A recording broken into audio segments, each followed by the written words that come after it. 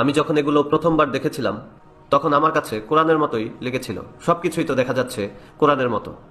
এবং এটি আমি দেখিয়েছিলাম একজন অ্যারাবিক স্কলারকে, যিনি একজন লেকচারার।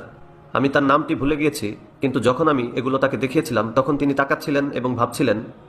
তিনিও ধরে নিয়েছেন এটি কোরআন, কিন্তু তার কাছে সন্দেহ হয়েছে যে কোরআনে এই শব্দটি আছে কিনা। কিন্তু তিনি স্মরণ করতে পারছেন না যে কোরআনে আব্বানা শব্দটি কোথায় রয়েছে।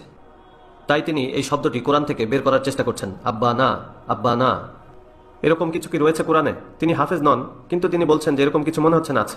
এরপর আমি তাকে বললাম, এটি কোরআন নয়, এটি হলো পবিত্র বাইবেল।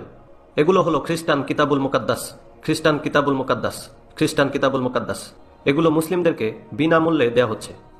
গরিব মুসলিম, পোর মুসলিম, বিশেষত অনারব অর্থাৎ যারা নন অ্যারাব, যেমন Bangladeshi, Pakistani, Indonesian, Malaysian, Nigerian, Ghanaian, মিশরীয়, ফালাহিন, তারা এটাকে গ্রহণ করবে, এরপর চুমু খাবে, তারপর এটা নিয়ে ঘরের দেয়ালে ঝুলিয়ে রাখবে।